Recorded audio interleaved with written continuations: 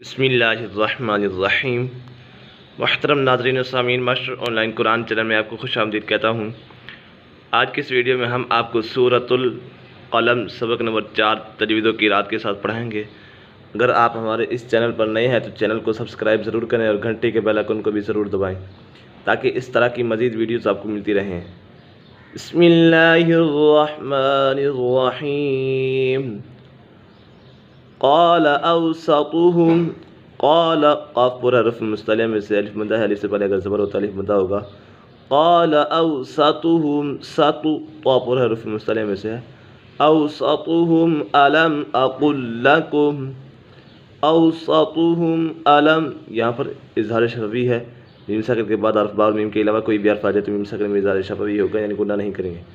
الم اقل لکم، یہاں پر بھی اظہار شفوی ہے۔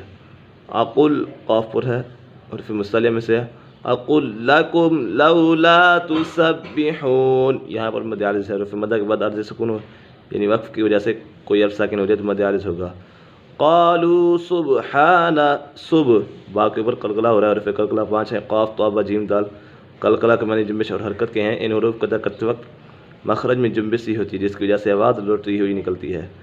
قالوا سبحان ربنا انا كنا ظالمین، ربنا انا، یہاں پر مد منفصل ہے، حرف مدہ کے بعد حمزہ دوسرے کلمے میں ہے تو مد منفصل ہوگا۔ انا كنا، یہاں پر نون مشدد ہے، کننا میں نون مشدد ہے، اسی وجہ سے اسے غنہ ہوگا۔ نون مشدد اور میم مشدد میں ہمیشہ غنہ ہی ہوتا ہے تو یہاں غنہ کر کے پڑھیں گے۔ ظالمین، وا پر حرف مستعلیہ میں سے ہے، یہاں پر مد عارض کا قدر لگ رہا ہے، حرف مدہ کے بعد عارض سکون ہو، یہی وقف کی وجہ سے کوئی حرف ساکن ہو جائے تو مد عارض ہوگا۔ فأقبل بعضهم على بعض يتلاومون، قاف کے اوپر قلقلہ ہو رہا ہے اور یہ قاف پر بھی ہے تو حرف قلقلہ 5 ہے، قاف طا با جیم دال، قلقلہ کے معنی جنبش اور حرکت کے ہیں۔ ان حروف کا ادا کرتے وقت مخرج میں جنبش سی ہوتی ہے جس کی وجہ سے آواز لوٹتی ہوئی نکلتی ہے۔ فأقبل بعضهم على بعض يتلاومون، ادغام یرملون ہے، نون ساکن تنوین کے بعد حرف یرملون میں سے کوئی بھی حرف آ جائے تو ادغام یرملون ہوگا، یعنی گناہ کر کے پڑھیں گے۔ اس کے بعد یتلاومون، یہاں پر مد عارض ہے۔ قالوا یا ویلنا انا كنا طاغین، قالوا یا ویلنا انا، یہاں پر مد منفصل ہے، حرف مدہ کے بعد حمزہ دوسرے کلمے میں تو اسی وجہ سے مد منفصل ہوگا۔ انا كنا طاغین، نون مشدد میں ہمیشہ غنہ ہوتا ہے تو اسی وجہ سے یہاں انا کننا دونوں میں غنہ ہوگا۔ طاغین، یہاں پر طا پر ہے، غین بھی پر ہے، حرف مستعلیہ میں سے ہے، اس کے بعد مد عارض کا قطع بھی لگ رہا ہے۔